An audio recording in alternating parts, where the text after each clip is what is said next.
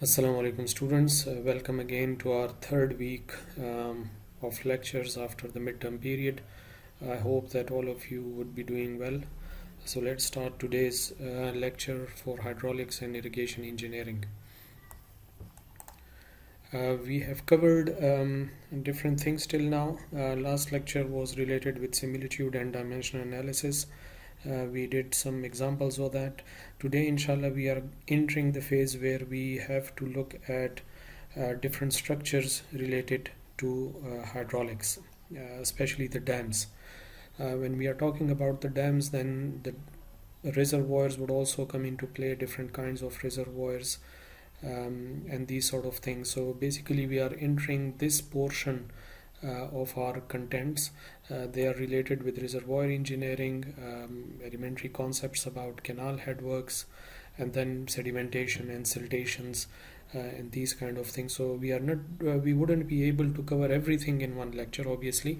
Today, what we are going to do are part of these things that are mentioned here: selection of hydropower sites, components and layout of hydropower schemes.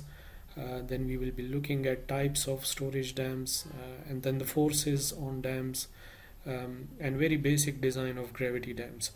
We are not going into the complete design process of gravity dams because this is then a topic of the MS level, but at least we would be looking into basic terminologies, the basic formulas, and a brief intro to the methods that are usually employed.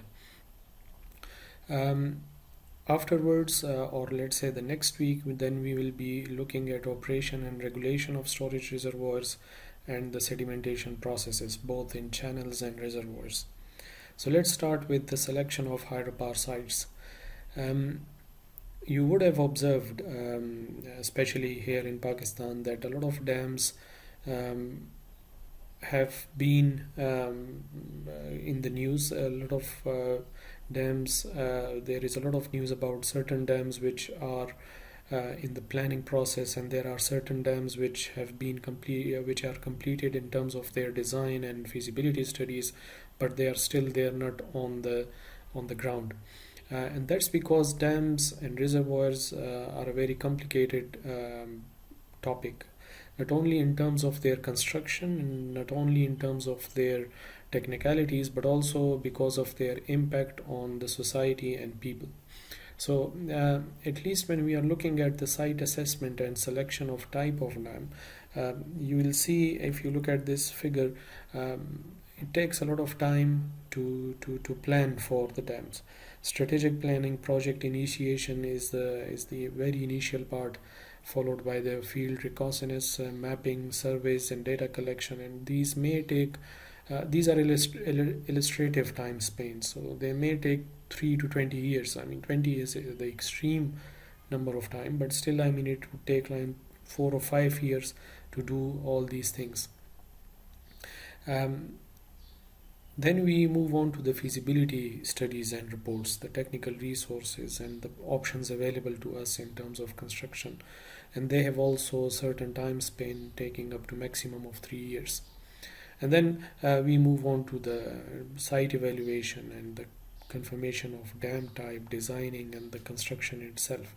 So you would see that construction of a dam in itself wouldn't take that long. I mean, 2 to 6 years. Usually 5 years are the project year, and we try to finish the dam construction in those 5 years.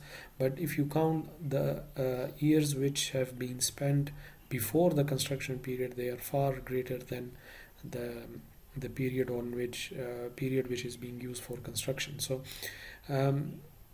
quite complicated process, and because, as we said earlier, they have huge impact on the society, so that's why we have to be very careful when we are designing or assessing the need of the dam. Each one of these processes, the strategic planning, field reconnaissance, feasibility studies and reports, each of these step in itself is a complete I mean, you need a complete book to just look at the feasibility studies and reports. We are just mentioning here that these are the processes that you have usually to go through when you are assessing the site and selecting the type of the dam. We'll be looking into the detail about the types of the dam later on, so then it would be easier to understand that why it's a big step to select the type of the dam. So we'll see how this thing goes on.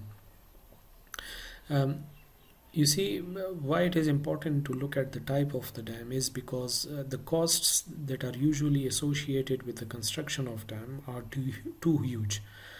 Usually a country, instead of spending its own resources or its own money on the dam, they would try to procure funds from other agencies, and they take these funds and then they use them for construction of dam. And once the construction of dam is completed and dam is in its operational stage, then the money generated by the dam is used to pay back that money that has been taken from different lenders. So optimum type is always determined by estimates of the cost and construction program for all technically valid design solutions. So you see, we are talking here about all technically valid designs. So for one particular dam or for one particular site, you would be getting 3-4 different technically valid design. Each one of them would be technically valid, but then we have to take a decision which one of them is most suitable in terms of the costs, so that we have minimum cost incurred on the construction of dam. So if there are viable alternatives, then we need to look at which alternative is least intrusive in terms of its impact on environment, its impact on people, its impact on the natural ecology of the area. So all these things have to be considered when you are selecting the type of the dam. Another consideration that has to be looked into is the technical consideration. And by technical consideration, we first of all we have to ensure that there is enough water available for the dam or for the reservoir, because you see, water is the main fuel of the plant. The plant would be run by the water. If there is no water, then obviously there is no need of constructing a reservoir there. Then we have also to ensure that there is sufficient water available there. That water has to be there in all the seasons, in winter and in summer. It's not that the river is just flowing for 2-3 months and we consider that at least in these 2-3 months there is enough water and we start constructing dams. So it has to be available all the time. Then the geological features should be such that you can store the water there. There would be a lot of sites where there would be a lot of water available, but just because the area there is geologically not feasible for the construction of dam, we wouldn't be able to carry out that project. So in all, you have also to look at the storage. Would you be able to store that water that is available there? I mean, you don't want to store water and then you see that all the water has been seeped or it has gone in the fissures and in different kind of structures that are there in the region. You want to store water, so the geological features should be such that you can store the water. Usually how we calculate the water storage is using hydrographs or mass curves. You have already looked into, I guess, hydrograph in your earlier semesters. A mass curve is also one method where you try to calculate the area which would be required for water to be stored. I mean, you need like 100,000 cubic meters of area in which the volume can be stored, or let's say you need 2 million cubic meter of volume that is required for the water that is available there, and these things are calculated. In addition to that, water head obviously is very important. There would be areas where there would be water available, there would be areas where you can store that water, but then if water head is not available there, then you wouldn't be able to take maximum energy out of that water. So um, and you would see that mostly the reservoir or big dams are made in an areas which are remote from the general population. They are up there in the mountainous region where you can use the head, or you can generate the head, and then that head generated is used for the power generation. So if the head is available there, then you need, for example, if the natural head available is there, then you do not need to construct a very high dam, which would then obviously reduce the costs. So this is also an important factor. Distance from the load center is important in terms that ultimately you're going to take the hydroelectricity or the power that is generated there, and you are going to transmit that power over a large area to different localities. So if your dam is located very far from the load center, then you have to consider the transmission line costs, and obviously if you are erecting different structures for transmission lines, the high tension wires and other structures, then obviously you have to consider the cost of land. The land that you are buying from the people, ultimately you have to pay for it, and that money then comes into the cost of the dam. So these things have to be considered. Recently you would have heard about the Amir Basha Dam. A lot of funds have been collected for that. And one problem that there is, and that problem was a big headache for the planners and for the decision makers, was the transportation facilities that was available there. You need to take a lot of things for the construction of dam. Then once the dam is constructed, you need a lot of machinery to be transported to the dam site, and you have to have a very nice connection point between your dam site and the area where different things are coming, for example your coastal region. So the Amir Basha Dam had this one big problem where the Karakoram highway was there, and a lot of area of that Karakoram highway has to be renovated so that that road is capable of carrying out that particular job. Availability of land is also important. Availability of land means that you are able to construct different facilities that are necessary for a dam. Dam in itself is not just the wall that you see, or that barrage kind of structure that you see across the river. It's not just that. There are a lot of other facilities that you need to construct there. So you need to have a lot of land available there so that the important structures which are important for the dam itself can also be constructed easily. So these are certain important considerations that you have to look into when we are going through the process of site selection. Another technical aspect of the dam, the type of dam, is to look at hydraulic gradient. Hydraulic gradient is important to look into. We studied hydraulic gradient in the very first lecture, I guess. It's the total energy available in the water, and then we looked at total energy line and hydraulic grade line, and you know all about that. The hydraulic grade line has great impact on the seepage that would be ultimately occurring under the dam and through the dam, or maybe on the sides of dam. So this is an important consideration to look into. I'm not going into the details of it, but these are the things that one has to consider. Foundation stresses are also important. All the structure that you would be constructing or erecting, the stresses that would be generated would ultimately be transferred to the foundations. If the foundations are well grounded in the hard rock area, then we would be able to transmit those stresses to foundation and below the foundation region.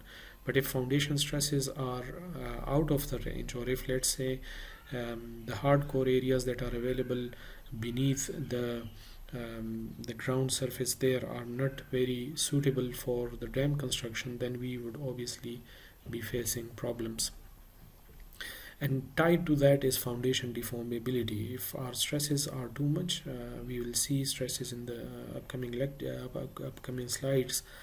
But if the stresses are out of the range, then obviously we wouldn't be able to resist the pressure that is being generated, and it would be not very nice situation for a dam.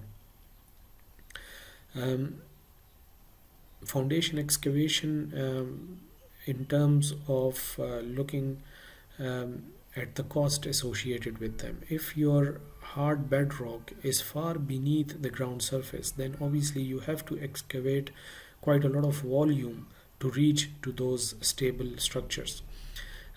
So this has to be considered while constructing or taking decisions about the dams, and they all come in those feasibility step that I showed to you earlier. All these things would come up there.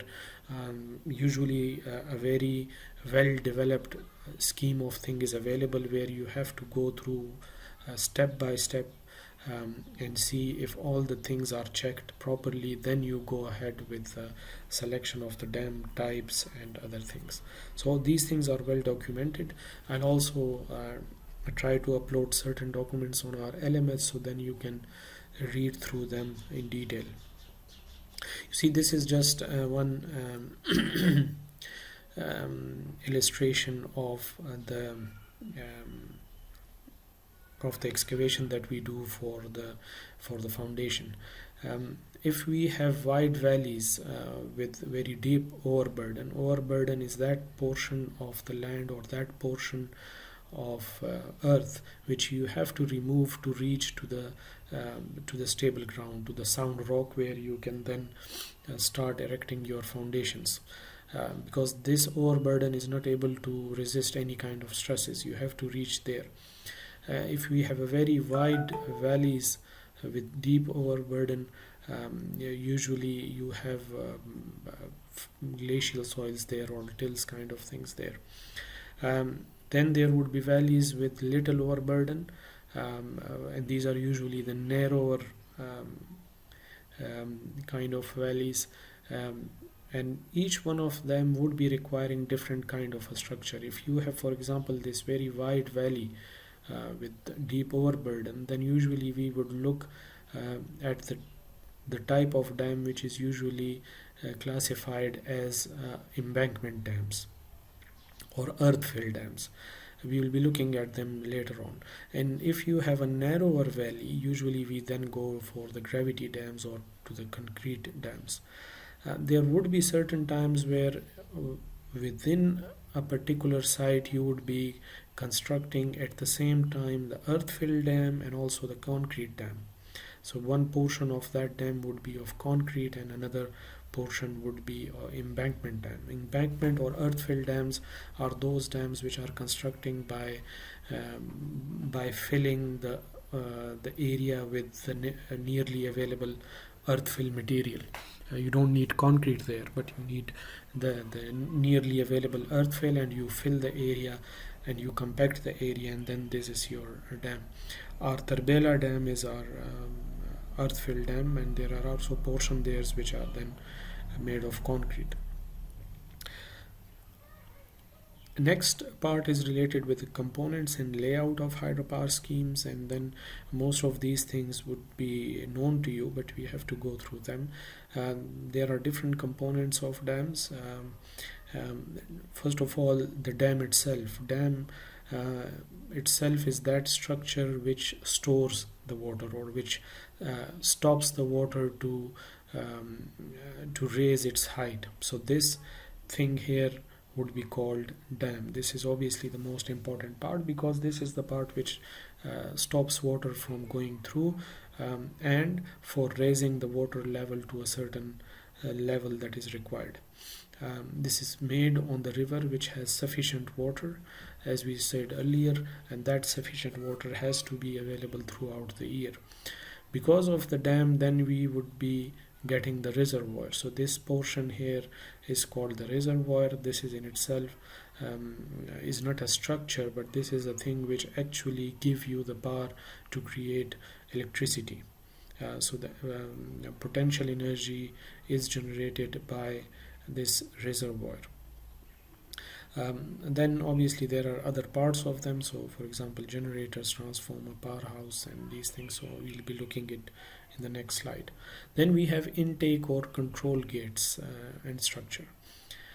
These are the structures which take water from the reservoir, and they provide or transport water from the reservoir to the structures which create energy, or in other words the turbines. They are made on the inside of the dam, and then they are connected to the outside of the dam or beneath the dam to the structures which create electricity. So basically these would be our inlet structure. The intakes, you have to have a proper structure there, control gates, and you have to stop sediments entering through. So this is in itself quite a detailed structure. Penstocks are the things which, these are usually the long pipelines which carries the water from the intake structure to the power generation units. So basically in this picture, the inlet structure would let the water enter through this region, and then this structure here would be called penstock. This penstock is basically transporting the water that has entered the intake and transporting it to the turbines there, so that we can hit the turbine with maximum velocity to generate maximum power out of it.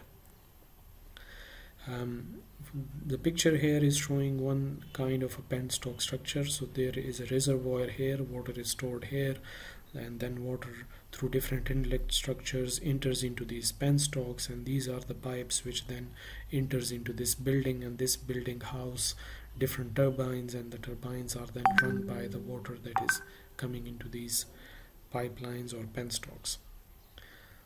You see the size of the structure, the water turbine. You can see a couple of people standing here. So you see these are huge structures which are installed here. This one and this one, they both are the picture. This one is turbine, and this one is then the generator. The water, when comes from the reservoir, would hit the fans of the turbine, which would make it turn and generate electricity taken by the generator. So these are other important components of hydropower schemes.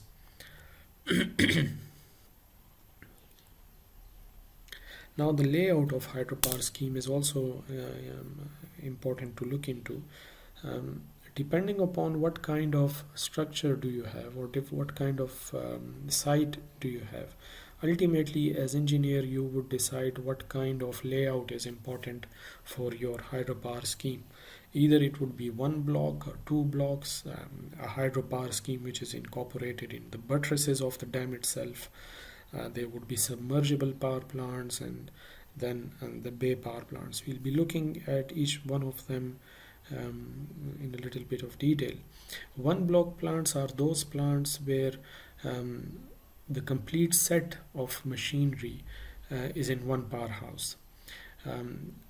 These are usually constructed in areas which are, let's say, not very big, where the power generation is not very huge, and the power that is generated is directly given to the localities which are nearby. So all the machinery, all the hydropower machines are in one particular structure. There are obviously logistic advantages with it, because you have very small area to construct upon, and the area is also usually nearer to the localities. So the construction costs, the transportation costs are usually not very high. If this one block plant is constructed on a river which has a bend, then usually we consider to make that one block plant on the outside of the curve. And it's important because you would understand that inside of the curve would usually bring a lot of sediments within itself, even if there are no sediments as such, but because the velocity there is very low, so all the sediments that are there in the river on the inside of the bend, they would accumulate on the bottom. So we would try to make the one block plant on the outside of the curve, so that velocity is maximum, and also because of the velocity there is minimum chance of the sedimentation there. It's important that when you are constructing one block plant, that you take care of the floods that would be passing through on this river at certain point of time, because you have just a small river there, you are constructing a hydropower there, and then if there is a flood, then you have to ensure that that flood can pass through this plant successfully. So this would be one point that you have to look into. This is just an example of one block plant generating 17.7 megawatts of electricity.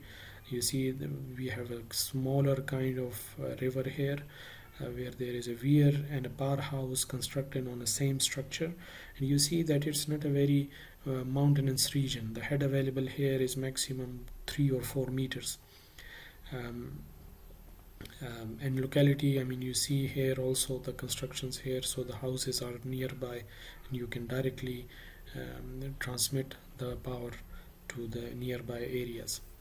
Then we have two block plants, and these are the ones where usually you have a little bit wider river and the discharge is high. Machine requirement would also be high. I mean, you would be constructing 2 powerhouses on either side of the river, and water may flow in between the river, and so you would need a lot of machine requirements, and also the powerhouses are usually long for it, because you have 2 structures on either side of a river, for which you would need powerhouse units which are longer, where you can install your multiple turbines in case if there are multiple turbines there. This is, for example, a picture here for 2 block plant. You see the electricity generated is higher than the previous one, 84.6 megawatts. The river is fairly bigger. You have main river going through a weir, then you have powerhouse on one side and then powerhouse on the other hand side. These are longer power plants. You see water would be entering into this area, so you can install different turbines here and different turbines here to generate electricity. Then there would be dams where everything would be incorporated in the buttresses. Buttresses are those structures which transmit the load of the dam to the foundation. These are alternating arrangement of weir and buttresses, and they also include turbines in them. These are the areas where usually you have uniform incoming flow. There is no need of any separate powerhouse, because everything is housed in the same structure, and usually these are structured like this. So you have a smaller river, one weir structure, and there are these buttresses, and these buttresses in them includes smaller turbines which generate electricity. Another example of the same kind of powerhouses. Another interesting feature of the layout scheme is the submersible power plant. And these are usually provided where you do not have a lot of head available there. So to increase head, you make your power plant beneath the surface of the river itself, which would then give you a little bit more water head available to you. They need very little space, I guess, compared to the other structures, because you are going beneath the surface as opposed to the side of the surfaces. So usually you wouldn't require to widen your riverbed. In the same riverbed beneath the riverbed you create your power plants. They are very good for the environment because you are not um, intervening into the nearby environment. Your dam would be hardly noticeable in the area because everything would be beneath the surface of the river. So quite interesting structures these. This is one example of it, where you see this is a river, there is a weir there, and there is a construction going on beneath the surface of the river where they are constructing the powerhouse. And once everything is completed, this water would be flowing directly above this area. You wouldn't even notice what is if there is anything beneath the surface. You would be just looking at this one smaller weir, and that's it. So very interesting structure here. Bay power plants are another kinds of layout scheme. They usually do not reduce the flow area, so the flow areas remain the same. Um, uh, you have to construct them outside of the curve again for the same reason, that you need to have maximum velocity of water. An example of the bay power plant with different structures. You see here the ship lock, a smaller ship lock. So for example, if this is the total river width, then you see there is a ship coming here, so you have a structure where the ship can pass through the river. So all these things are usually important parts of the dam. Earlier we discussed availability of the land as one important consideration, and that was one reason that ultimately you would be needing a lot of different structures to be constructing, in addition to weir, in addition to a powerhouse, in addition to other things. You would need ship locks, you would need kind of construction, or let's say residential area for the people who are working here. So availability of land is important when looking at the construction of dams. Types of storage dams is the next topic. You see, the dams have their own advantages and disadvantages. I guess we discussed them in one of our class, that although because of their advantages we would be constructing them, but once dam is constructing, there are also problems which arise because of that construction. I'm not going into the detail of them now, but this is important to look into because ultimately the types of reservoirs that you would be deciding would have a huge role on what kind of advantages you are getting ultimately from the dam. Another interesting feature of the dam is that they are unique in terms of their construction. Their foundation geology, the materials that we use for the dam construction itself, they're very unique, I mean, so to say. A dam which is constructed in, let's say, in Pakistan, and is generating, for example, let's say 100 megawatts of water, and it's storing, let's say, 100 cubic meters of water. And let's say there is another dam created in Turkey, for example, with the same kind of properties, with the geological features, with the same kind of material, with the same kind of head, with the same kind of power being generated. Everything being same, still the two dams would be different, because you see, the material that is used there would be different, the climate that is there would be different, and each one of them has different kind of effect on the dam. Another interesting feature is that they are always serving you. The dams are always serving you at either at or near the design loading for a very extended period of time. I usually give example of a slab, or let's say of a beam. If you are designing a beam for a certain kip load, it would be very rare that beam would be taking that load for a longer period of time. It would be maybe in 50 years once or twice that beam would be taking that load. Normally it would be taking far less load than that. because we are designing for extreme situations. Dams, on the other hand, are always designed for, let's say, particular height, 100 feet of water, and we usually keep that 100 feet of water there. So it is always serving you with the design loading for extended period of time. They do not have any structural lifespan. I mean, there would be operational lifespan for it. They would be operational for 20 years, for 30 years, but the structural lifespan of dam is forever. I mean, we design dams for 1,000 years or maybe for life, because we do not want them to fail ever. Because if a dam fails, then obviously the repercussions are quite huge. So they are very unique in that sense. And then most of the world dams are of earthfill type. I mean, we collect earthfill from the nearby region, we collect the earth material and we fill the area with it, and we compact it and we make a dam.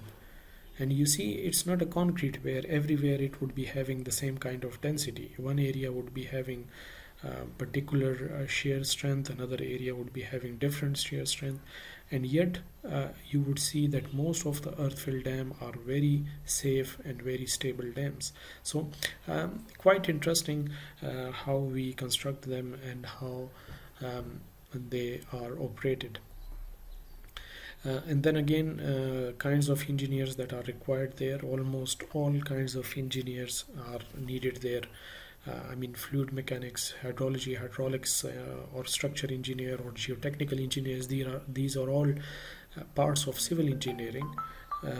But then there are also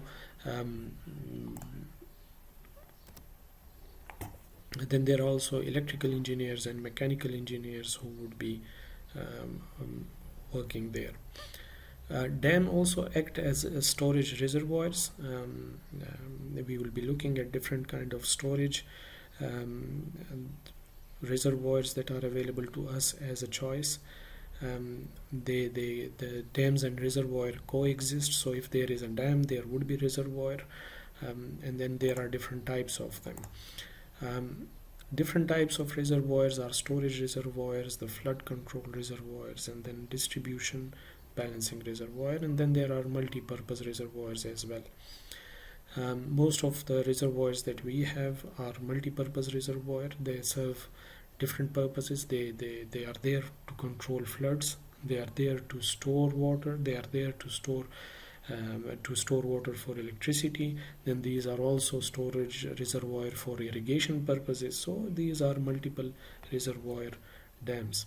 So the flood control reservoirs are those reservoirs which are basically controlling the flood. As simple as that.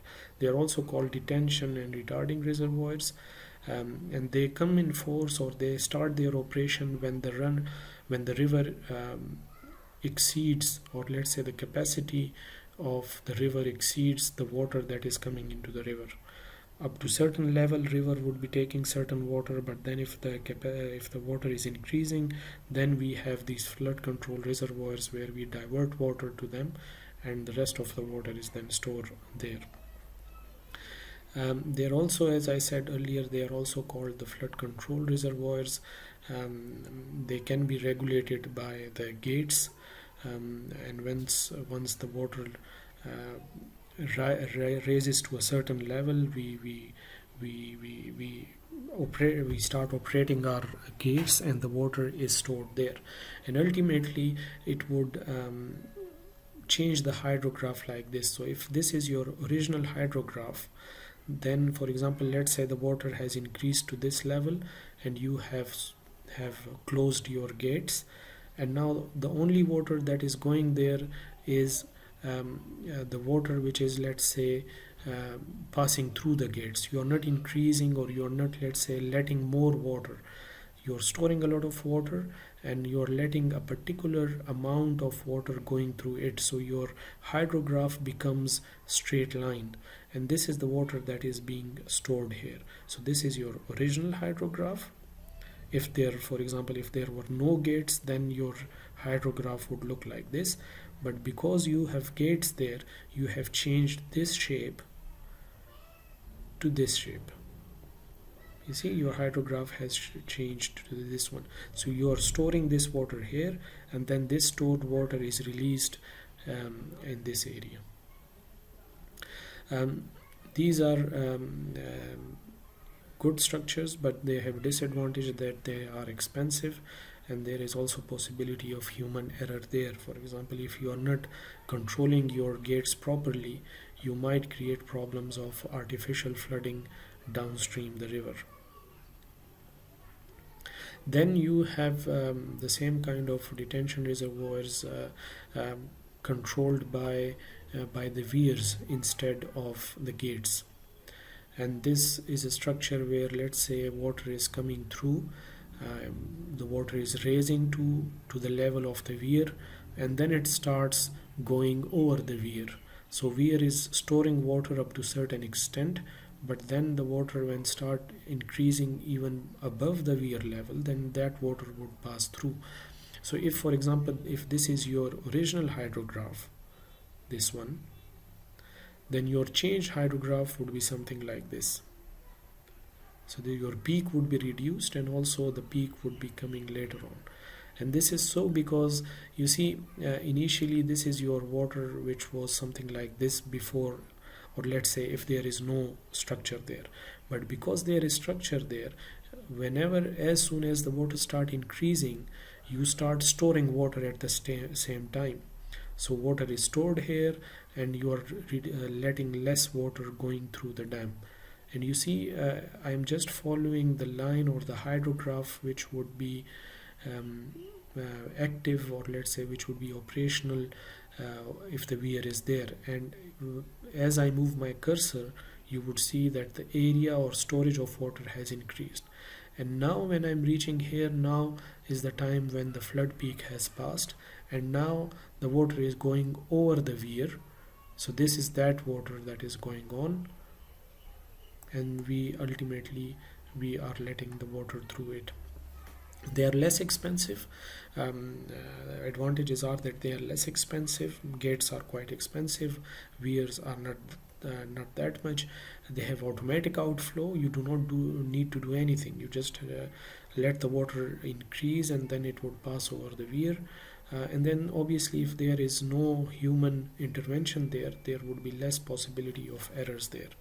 But the problem is that if you have a lot of these kind of reservoirs, then you may create artificial flooding situation. Multiple purpose reservoirs, as I said earlier, are those reservoirs which serve more than one purposes. They have a little bit complicated procedure of their operation, but then these are also one particular kind of reservoirs. Distribution reservoirs are small storage reservoir. They are there to meet the peak demand of water. So let's say you have an area where there is a certain demand of water, and then there are certain times of peak time where the need of water is maximum. So you would create a kind of reservoir somewhere so that you can store water there, and when this particular peak comes, you provide water from those reservoirs. These are the distribution reservoirs. They have very limited storage, but they help in managing the demand. They are not as such very huge storage structures, but they help you manage your peak demands at critical times, and these are usually used for the municipal water supply. The balancing reservoirs are another kind of reservoir. They are constructed downstream of the main reservoir for holding water that are being released from the main reservoir. They are not for the consumptive use, in a sense that the water that is used there is that is stored there is not used for anything.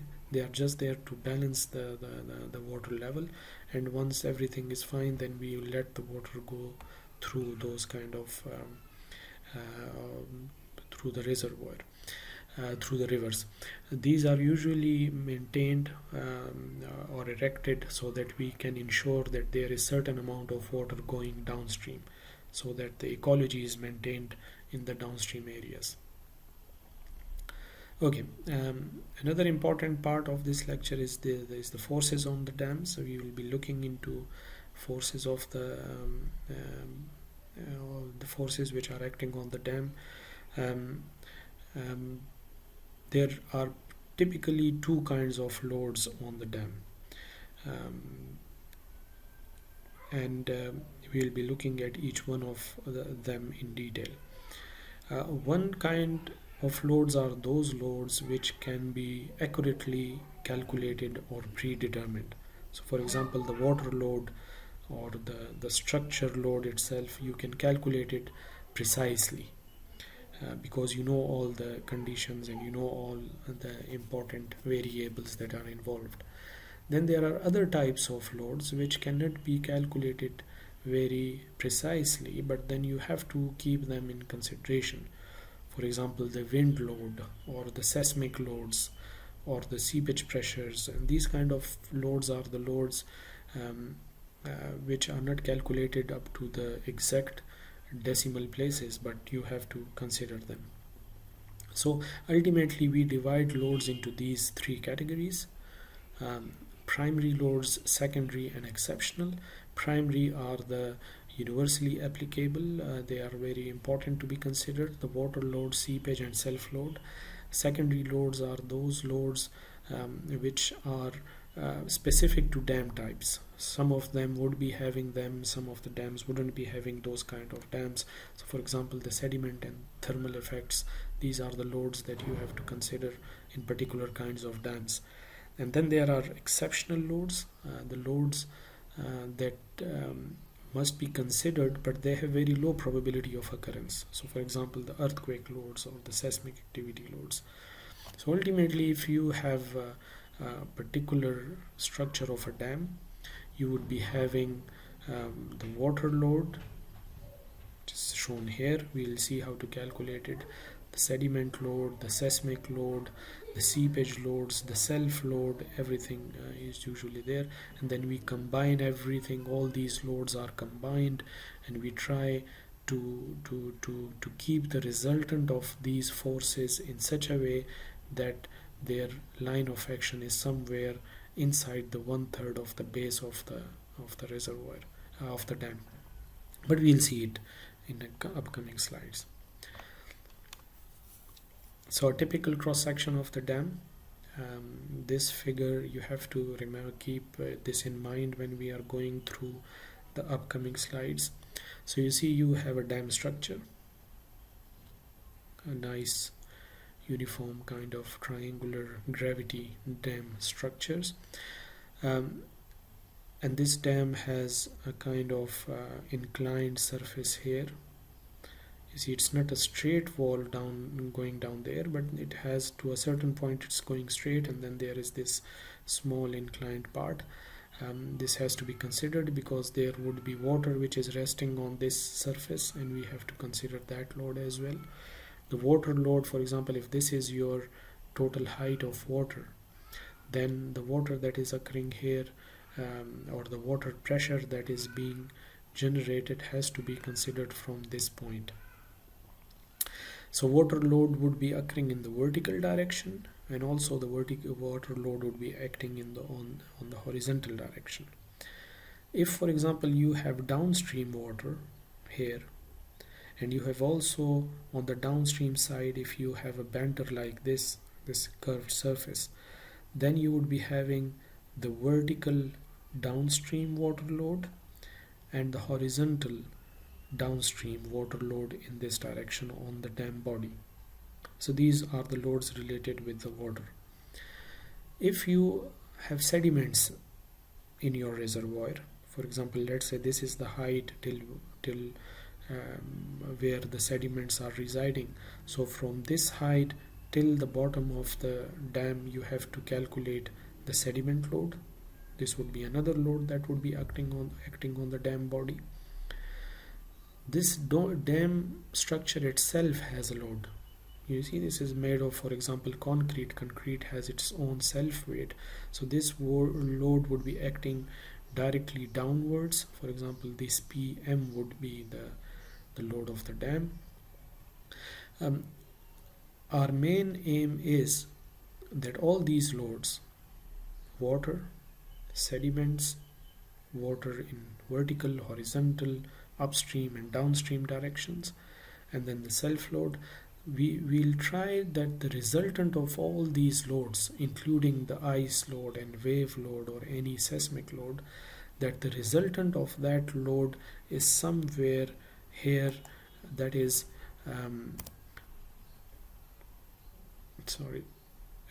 that is somewhere here inside 1/3 of the base of the dam. So you see this R is acting directly here. And then there are different formulas of calculating the resultant force and where it is occurring and all those kind of things. From the bottom up, there is another load which is occurring, and that is the sediment load, and it is also occurring at a certain distance from the upstream side. So these are different kinds of load that you have to consider.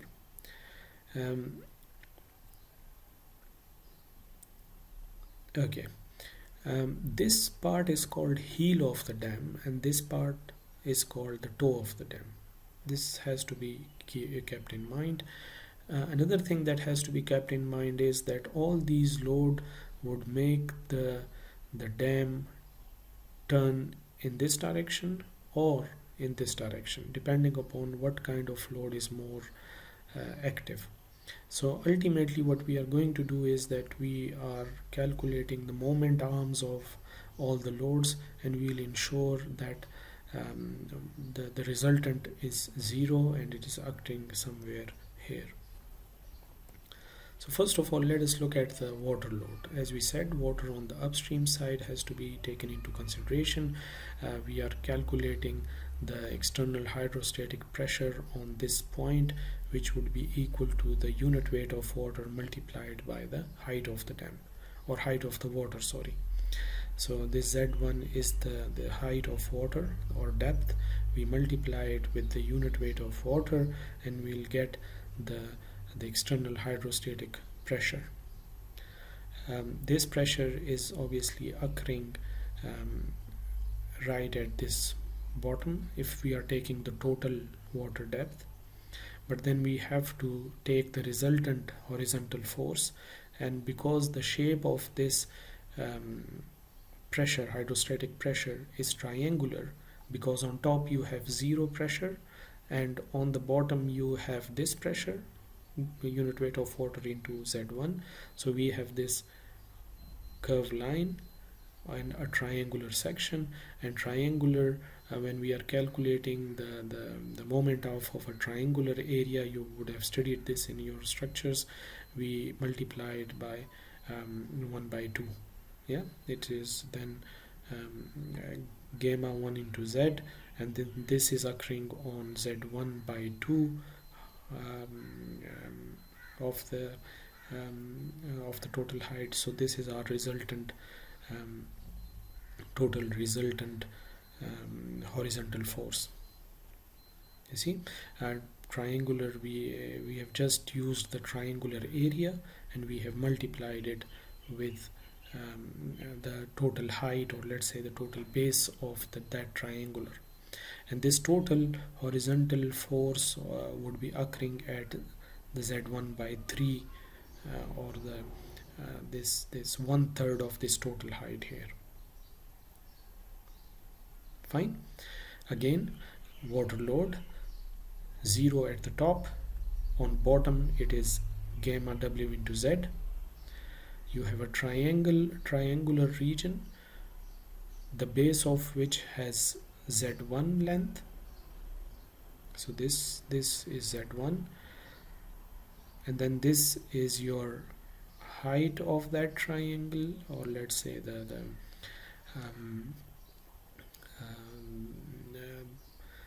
the straight line of the triangle, which is then this value, gamma 1 into Z. And when we are calculating the total area of it, we will multiply it by 1/2 into Z into this value, which will give us this total horizontal force, and this total horizontal force is acting on 1/3 of this height. So you see this PWH is occurring right here, the value of which is this. This would be our primary water load. In the same way, we have to calculate the water load on the downstream side. And also, if you, as we said earlier, if you have this kind of structure on your dam, then you have to see what is the total amount of water that is stored there, so that you can also calculate the load exerted by this water on this structure, which would be equal to the unit weight of water multiplied by the area. So as simple as that. And it would be acting at the centroid of this area. So we'll divide it in two areas, and then we'll calculate the centroid of it. So these are the primary loads. Water load on the upstream side, water load on the downstream side in a horizontal direction, and then also in the vertical direction, the water load on the structure on these curved areas of the dam. Self load of the dam is very easy to calculate. You just take the whole area of the dam itself, how much area is there, and you multiply it with the unit weight of concrete, usually 23.5 kilonewton per cubic meter. This is the unit weight of concrete. You multiply it with the area, and we'll get the total self load of the dam, this PM here. Seepage and uplift loads are also important to be calculated. These are the loads which are incurred because of the water that is entering from this region, and they are trying to lift the dam in vertical direction. So this has to be considered. You can look into the details that I'll be posting on the LMS, but the value of that one is this, where we take the pore water pressure, we multiply it with the horizontal area, and then multiply it with certain coefficients, and we'll get the primary internal resultant of the seepage force. I'll be also uploading the numericals on the LMS, so once you go through those numericals, it would be easier for you to understand these things.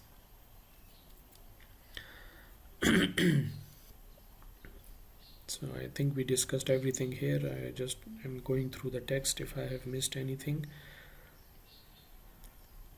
No. Okay. Important is then to calculate the distance where the resultant of this upstream seepage pressure is occurring. This is important because we said earlier that ultimately we have to calculate the turning effects of the dam, whether the dam is turning on the towards the water side or towards the downstream side. So we have to calculate the moment arm, and for the moment arm you need to have the resultant where it is occurring and how far it is occurring here. So this is usually calculated with the help of this formula, where Z1 and Z2 are the depth of water on the upstream and downstream side respectively, and T is the total width, or let's say the total base of the dam here. T is this value. So we just put all the values here, and then we calculate what it would be the Y, which would be in meters or feet, whatever units are you using for Z1 and Z2 and T. Then we'll multiply it with the BU, which is calculated here in this formula, and we'll multiply it, and then we'll get the total turning effect of the seepage pressure. Sediment load, we looked into it, the area where it is occurring. So again, I'll show you just the sediment load. So the sediment load is occurring, for example, here. This is the area, this is the height till where you are assuming that you have sediments, and these sediments are putting load or pressure on the dam structure, and let's say the height of it is Z3. So we'll calculate this load as well, and depending upon what kind of unit weight the sediment have. For example, this gamma s, the unit weight of the sediment load, and you multiply it with and because this is again triangular in nature, so the same formula is used here, except that you have to keep in mind that we have a constant Ka, which has to be calculated with the help of this formula. Basically, phi s is the angle of shearing resistance of the sediment. So it's a property dependent upon the nature of the sediments that we have. We calculate Ka. This Ka is used here, and we use effective sediment load. So this way we calculate the sediment loads and we apply it on the dam. But these things, again, I'm repeating, these would be clear when I upload the numericals as well. Secondary loads are, as we said earlier, are the wind loads. Usually they wouldn't be applicable everywhere, but you need to consider what kind of site do you have, and then you would need to calculate it. You can read through the text that I'll be uploading, or the books that we are referring to. I'm not going into the detail because it's not part of your undergrad studies. So this is it for today. I'll be uploading other things on the LMS. Keep looking on the LMS. There would also be an assignment being uploaded there, and if there are any questions, please put them on the query section, and inshallah next week we will be completing this particular topic. So till then, Allah Hafiz.